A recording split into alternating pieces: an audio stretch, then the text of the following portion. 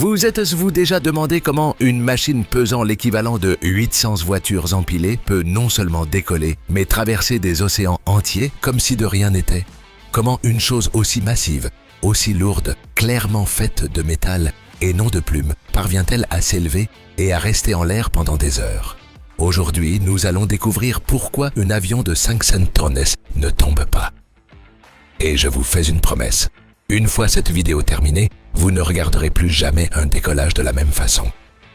Chaque rugissement des moteurs, chaque course sur la piste et chaque instant où les roues se quittent le sol prendront un sens totalement nouveau.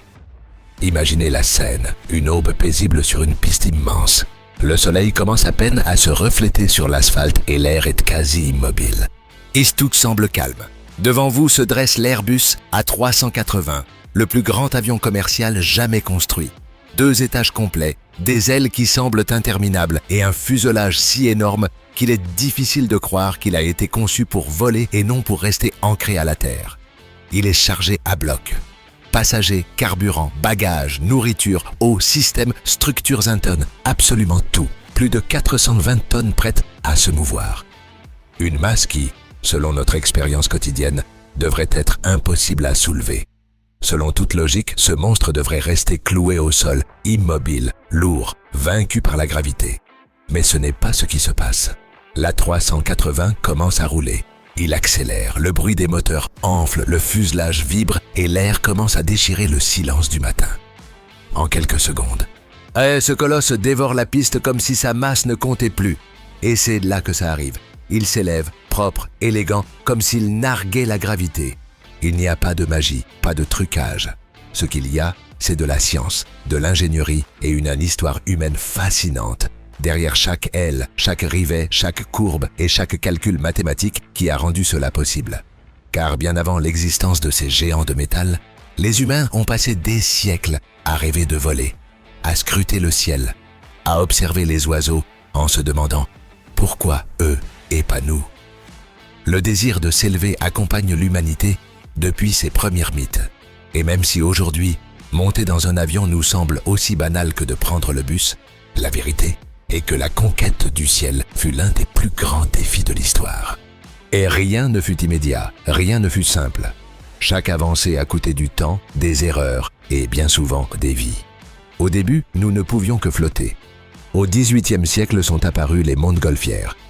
Elles étaient impressionnantes pour l'époque, certes, mais elles ne volaient pas vraiment. Elles dépendaient de l'air chaud et du vent. Elles montaient, descendaient et se déplaçaient sans contrôle. Pas de direction précise, pas de manœuvre, pas d'aile. C'était comme s'abandonner au ciel et accepter son bon vouloir. Le véritable saut s'est produit lorsque quelques pionniers se sont posé la bonne question. Non pas comment monter, mais pourquoi quelque chose peut-il tenir en l'air? Des ingénieurs et scientifiques comme George Cayley ont commencé à comprendre que le secret ne résidait pas dans le battement des ailes comme un oiseau, mais dans leur forme et leur interaction avec l'air. Cayley fut le premier à séparer des concepts clés qu'aujourd'hui nous considérons comme acquis, des ailes dédiées à la portance, des moteurs chargés de la poussée et des surfaces de contrôle pour manœuvrer. Sans le savoir, il dessinait les plans de base de tous les avions modernes. Un concept si solide que plus d'un siècle plus tard, il reste pratiquement inchangé. Des décennies plus tard, Otto Lilienthal a poussé ses idées à l'extrême. Il ne s'est pas contenté de théories. Il a construit des planeurs et s'est jeté du haut des collines encore et encore, affrontant directement les éléments. Il étudiait chaque réaction, chaque vibration, chaque changement de stabilité. Il a volé des centaines de fois. Chaque vol était une expérience, chaque atterrissage, une leçon. Lilienthal comprenait l'air comme peu de gens à son époque. Il est mort en faisant ce qu'il aimait, mais il a laissé un héritage inestimable. Des données réelles, des observations pratiques sur la façon dont l'air soutient une aile, des informations que d'autres ingénieurs utiliseraient ensuite pour franchir le pas décisif, ce pas qui transformerait le rêve de voler en une réalité quotidienne. Et puis arriva 1903, l'année où tout a basculé. Sur une plage venteuse de Caroline du Nord, 2 frères mécaniciens, Wilbur et Orville Wright, ont réussi l'impensable. Leur avion, le Flyer, et restait en l'air pendant à peine 12 secondes. Cela peut sembler ridicule aujourd'hui. Mais c'était suffisant pour prouver qu'une machine plus lourde que l'air pouvait voler et être contrôlée. Ce moment a scindé l'histoire en deux. À partir de là, le progrès fut brutal. Pendant la Première Guerre mondiale, les avions ont plus évolué en quelques années que durant tout le siècle précédent. Ils sont devenus plus rapides, plus résistants, plus maniables. Le ciel a cessé d'être un rêve pour devenir un champ de bataille, puis une autoroute. En 1914, un événement apparemment mineur s'est produit, mais il fut révolutionnaire. Un pilote nommé Tony Janus a volé à peine 34 km en Floride avec un seul passager à bord. Ce passager a payé 400 $ pour ce siège. Ce fut le premier vol commercial de l'histoire. Court, cher et rudimentaire, mais il marquait le début de quelque chose de gigantesque. Des décennies plus tard est apparu un avion qui a littéralement créé l'aviation moderne, le Douglas DC-3. Pour la première fois, une compagnie aérienne pouvait gagner de l'argent en transportant uniquement des passagers sans dépendre du courrier postal. Il était fiable, robuste et efficace. Le monde a commencé à rétrécir. En 1952, le de Havilland Comet a ouvert l'ère du jet commercial. Voyager à réaction a changé les règles du jeu. Puis est arrivé le roi des cieux, le Boeing 747 qui en 1970 a permis de traverser la planète à des vitesses incroyables, emportant des centaines de personnes à la fois. Et quand on pensait ne pas pouvoir aller plus loin, le colosse est apparu, l'Airbus A380, 2 étages complets, des ailes gigantesques, des moteurs démesurés. Beaucoup ont douté. Beaucoup ont dit qu'il était trop grand, trop lourd, et trop ambitieux, qu'il ne décollerait jamais en toute sécurité. Mais la physique avait d'autres plans. Pour comprendre pourquoi un avion de 500 tonnes ne s'écrase pas, nous devons d'abord parler de quelque chose de fondamental, les forces du vol. Et croyez-moi, elles ne sont pas aussi compliquées qu'elles en ont l'air. Entrons maintenant au cœur du mystère. Pour comprendre pourquoi un avion de 500 tonnes ne tombe pas, il faut parler des 4 forces du vol. Elles ne sont ni abstraites ni complexes. En fait, si vous les comprenez, vous comprendrez tout ce qui se passe là-haut chaque fois que vous regardez par le hublot. Imaginez une balance invisible qui entoure l'avion en plein vol. Sur cette balance agissent 4 forces constantes, qui poussent et tirent en même temps. La première est le poids. Et c'est de la plus facile à comprendre. C'est la force de gravité qui tire l'avion vers le bas. Qu'il s'agisse d'un petit avion ou d'un géant comme l'A380, la Terre essaie toujours de le récupérer. Plus l'avion est lourd, plus cette force est puissante. La deuxième est la portance. C'est la force qui s'oppose directement au poids. Sans elle, l'avion ne vole pas, ne plane pas, ne flotte pas. Ce serait simplement un projectile coûteux. La portance est générée par l'air passant sur les ailes. Et c'est là que commence la véritable magie de l'ingénierie. La troisième force est la poussée. C'est celle qui propulse l'avion vers l'avant. Elle est produite par les moteurs et est absolument nécessaire car sans vitesse, il n'y a pas de portance suffisante. Un avion à l'arrêt ne vole pas, aussi grande que soient ses ailes. Et la quatrième est la traînée, aussi appelée résistance. C'est l'air qui s'oppose au mouvement de l'avion, exactement comme lorsque vous sortez la main par la fenêtre d'une voiture à grande vitesse et que vous sentez le vent la pousser vers l'arrière. Pour qu'un avion vole droit et à plat, ces forces doivent être en équilibre. La portance doit égaler le poids. La poussée doit égaler la traînée. Si l'une l'emporte, l'avion change d'état. Il monte, descend, accélère ou freine. Pas de mystère, c'est de la physique pure. Mais voici la grande question. Comment diable les ailes génèrent-elles assez de portance pour soulever des centaines de tonnes? Une aile n'est pas plate. Si elle l'était, elle ne fonctionnerait pas de la même manière. Elle a une forme très spécifique, plus courbée au-dessus et plus plate en dessous. Et ce design n'est pas un hasard, c'est le résultat de plus d'un siècle d'essais, d'erreurs et de calculs. Quand l'avion avance, l'air se divise en 2 courants. Une partie passe au-dessus de l'aile et une autre en dessous. L'air qui passe au-dessus doit parcourir une plus grande distance dans le même temps, ce qui l'oblige à se déplacer plus vite. Et ici intervient une loi clé de la physique. Quand un fluide se déplace plus vite, sa pression diminue. En dessous, c'est l'inverse. L'air va plus lentement, donc la pression est plus forte. Le résultat? Une différence de pression brutale. L'air du dessous pousse l'aile vers le haut avec une force énorme. Cette force, c'est la portance. Mais ce n'est pas tout. La troisième loi de Newton entre aussi en jeu. À toute action correspond une réaction égale et opposée. Les ailes ne craignent pas seulement des différences de pression, elles déviennent aussi l'air vers le bas. Et quand l'aile pousse l'air vers le bas, l'air pousse l'aile vers le haut. C'est un échange constant de force. L'avion s'appuie littéralement sur l'air. De plus, il existe l'effet Coanda, qui fait que l'air a tendance à coller à la surface supérieure de l'aile au lieu de s'en détacher. Cela permet au flux de rester stable et d'augmenter encore la portance. Tout cela se produit des milliers de fois par seconde, de façon continue, invisible, précise. Et voici un point clé. Plus l'avion va vite, plus l'air passe sur les ailes et plus la portance générée est grande. C'est pourquoi les avions ont besoin de pistes si longues. Avant de décoller, ils doivent atteindre une vitesse minimale qui permette à la portance de vaincre le poids. Et tant que cela ne se produit pas, l'avion reste une machine très lourde sur des roues. Pour aider lors des phases critiques du vol, comme le décollage et l'atterrissage, les ailes sont équipées de dispositifs spéciaux, les volets ou flaps et les becs de bord d'attaque. Lorsqu'ils se déploient, ils augmentent la surface de l'aile et sa courbure, permettant de générer beaucoup plus de portance à des vitesses plus basses. Grâce à eux, un avion peut décoller et atterrir en toute sécurité, sans avoir besoin d'atteindre des vitesses absurdes. Tout est calculé au millimètre près. Mais soulever l'avion n'est que la moitié du travail, car une fois en l'air, il faut le faire avancer. C'est ici qu'entrent en scène les protagonistes silencieux du vol moderne, les moteurs turbofans. Ces moteurs sont d'authentiques bêtes technologiques. À l'avant, ils ont un énorme ventilateur qui aspire des quantités massives d'air. Une partie de cet air entre dans le cœur du moteur où il est comprimé, mélangé au carburant et brûlé. Cette combustion produit des gaz qui sont éjectés vers l'arrière à très grande vitesse. L'autre partie de l'air contourne le moteur sans être brûlé et contribue aussi à la poussée. En fait, dans les moteurs modernes, la majeure partie de la poussée vient de cet air froid et non de la combustion directe. Le résultat est impressionnant.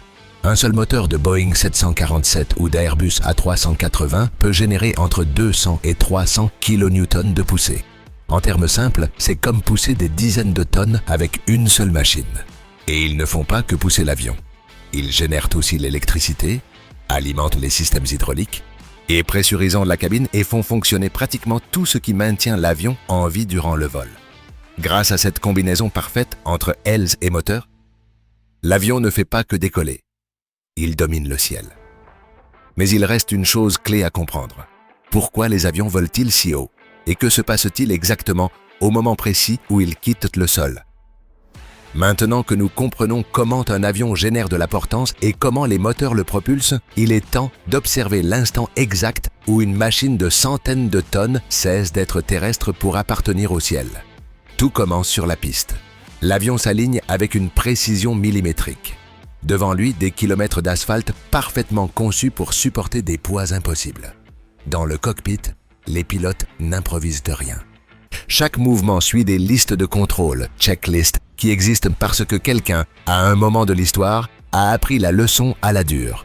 Les volets sont configurés, les becs prêts, les systèmes vérifiés, la piste dégagée, les manettes des gaz avancent, les moteurs commencent à rugir. Ce n'est pas juste du bruit, c'est de l'air dévoré par les ventilateurs avant, comprimé, accéléré et expulsé vers l'arrière avec une violence contrôlée. L'avion commence à bouger. Au début lentement, lourdement, presque maladroitement. Mais seconde après seconde, l'accélération devient évidente. L'air commence à s'écouler avec force sur les ailes. La portance naît, encore faible mais croissante. Dans le cockpit, on annonce les vitesses critiques. V1, vitesse de décision. À partir d'ici, l'avion décolle quoi qu'il arrive. VR, est vitesse de rotation. À cet instant, le pilote tire doucement sur le manche. Ce n'est pas un coup brusque, c'est un geste précis. Le nez se lève de quelques degrés. Ce petit changement augmente l'angle d'attaque des ailes, leur permettant de dévier plus d'air vers le bas. Et c'est là que ça se produit. La portance dépasse le poids, la force vers le haut vainc la gravité. Les roues quittent le sol. Pas de saut, pas de choc, juste une transition fluide. L'avion se sépare de la terre comme s'il avait toujours été destiné à le faire. Le train d'atterrissage rentre, les volets s'ajustent et la montée initiale commence. Quelques minutes plus tard, l'avion traverse déjà des couches d'air de plus en plus fines. La vitesse augmente, le bruit extérieur diminue et la cabine reste stable, pressurisée, étrangère au monde hostile qui règne dehors. Et est ici surgit l'autre grande question. Pourquoi les avions volent-ils si haut? La réponse est l'efficacité. À des altitudes comprises entre 9 et 12 km, l'air est beaucoup plus fin. Il y a moins de résistance, ce qui signifie que l'avion a besoin de moins de poussée pour maintenir sa vitesse. Les moteurs travaillent plus efficacement et la consommation de carburant diminue. De plus, le vol est plus doux, avec moins de turbulences. Par le hublot, le ciel change de couleur. Il devient plus sombre, plus profond. À environ 35 000 pieds, l'avion entre dans son état idéal, la croisière. Ici, tout est en équilibre parfait. Portance égale poids, poussée égale traînée.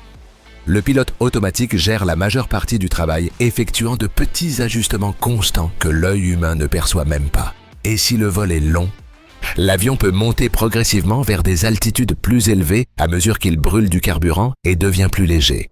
Pendant ce temps, dehors, la température peut descendre jusqu'à moins 50 degrés Celsius. L'air est si peu dense qu'un être humain ne survivrait pas une minute. Mais à l'intérieur de la cabine, vous êtes à l'aise, respirant un air pressurisé, buvant un café et regardant un film. Tout cela grâce à l'ingénierie. Mais aucun vol n'est complet sans le retour à la maison. Pour atterrir, l'avion ne se laisse pas simplement tomber. Rien dans l'aviation n'est dû au hasard. Rien ne se fait par instinct ou improvisation. Les pilotes réduisent la puissance et commencent la descente de façon graduelle et contrôlée. La portance est toujours présente, soutenant l'avion en l'air, mais maintenant l'équilibre des forces change doucement. L'objectif n'est plus de rester haut, mais de perdre de l'altitude de manière stable, sans soubresaut. À mesure qu'ils approchent de l'aéroport, les ailes se transforment à nouveau. Les volets et les becs de bord d'attaque se déploient, augmentant la surface et la courbure de l'aile. Cela permet de maintenir la portance même à des vitesses beaucoup plus faibles, ce qui est fondamental pour un atterrissage sûr. En même temps, le train d'atterrissage descend et se prépare à supporter le contact avec la piste. Tout cela a un effet recherché. La résistance augmente intentionnellement. L'avion commence à freiner sans cesser de voler. La vitesse chute progressivement, passant d'environ 800 km/h en croisière à peine 150 ou 170 km/h au moment final. Chaque nœud en moins est calculé. Chaque seconde compte. Juste avant de toucher le sol, le pilote effectue la manœuvre d'arrondi. Il relève légèrement le nez pour réduire le taux de descente et adoucir le contact. C'est un petit geste, précis, presque artistique, qui fait la différence entre un atterrissage brutal et un atterrissage parfait. Les roues touchent l'asphalte. À cet instant, l'avion cesse d'être pleinement un objet volant et commence sa transition de retour au sol. Les spoilers se lèvent sur les ailes pour détruire la portance restante, assurant que le poids retombe sur le train d'atterrissage. Les inverseurs de poussée redirigent une partie de l'air des moteurs vers l'avant, aidant à freiner, tandis que les freins hydrauliques font leur travail avec une force colossale. En quelques secondes, une machine qui a traversé des continents à haute altitude redevient un véhicule qui roule calmement vers le terminal. Obéissant, précis, presque silencieux. Et voilà la réponse finale. Un avion de 500 tonnes ne tombe pas parce qu'il ne lutte pas contre la physique, il l'utilise.